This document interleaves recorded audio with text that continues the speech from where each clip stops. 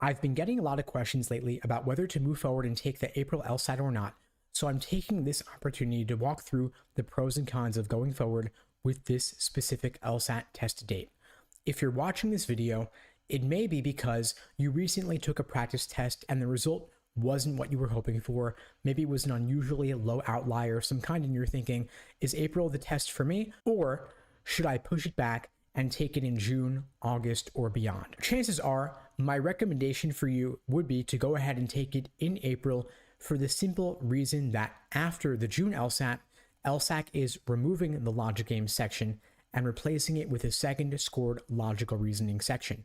What this means is, if you were to take the LSAT in August instead, you are going to have thrown away all that hard work you devoted to studying the logic games. And so I would say take it in April, see how it goes. If it turns out it doesn't go too well, you can then still retake it in June and still have the logic games on your exam. If you push it back now to take it in June, June will be your only remaining chance to take it with the logic games. And then after that in August, you're going to have the new format of the exam without the logic games section. And logic games, in my experience, is the most learnable and perfectible section of the exam. If April is not your last LSAT, of course, retaking it in June is totally fine.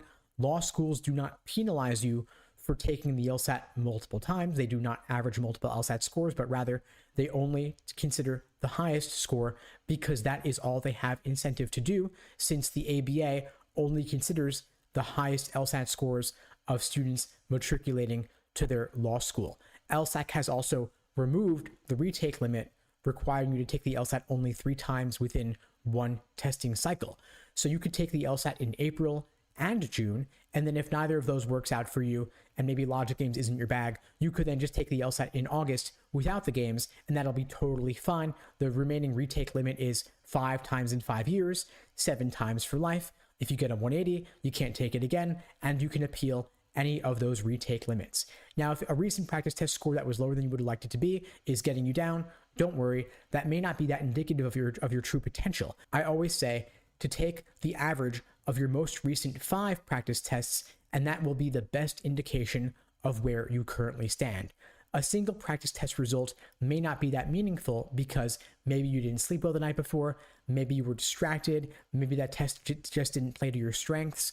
Whatever it is, take another practice test, see where you are. If it goes up, great. If it stays around the same point, then of course, maybe you're not going to hit your fullest potential on April. And then of course, you want to push back to June, totally fine. If logic games are not your thing, then of course, maybe you just want to push it back and take it in August anyway. And then that test is a better format for you personally. And anyway, law schools will not care which version of the test you took. They don't care if you take it with the games or without the games.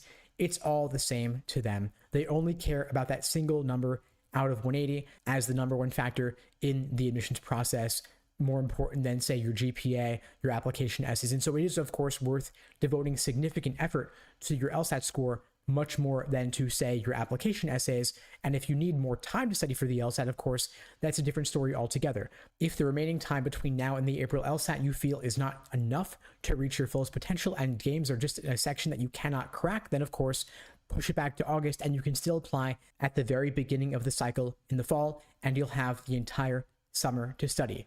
And if you are aiming to take the LSAT in August or June, and you're looking to achieve a 170 or above, I'd be glad to help you out. I'm looking for a couple of students aiming to do just that, but I do have a couple of asks of you. I ask that you have scored a 160 or above on at least one timed practice test, and that you have a strong foundation in the basics of the LSAT, the different sections, and the different question types. If this describes you, wonderful. Click the link below to find out more and to book a call with me and my team. We'd be glad to help you out. And if you haven't yet hit that benchmark, that's okay too. There are a variety of other ways I can support you, whether it's through our live online classes via Zoom, our on-demand video courses, small group coaching, one-on-one coaching. In the meantime, I wish you all the best and take care.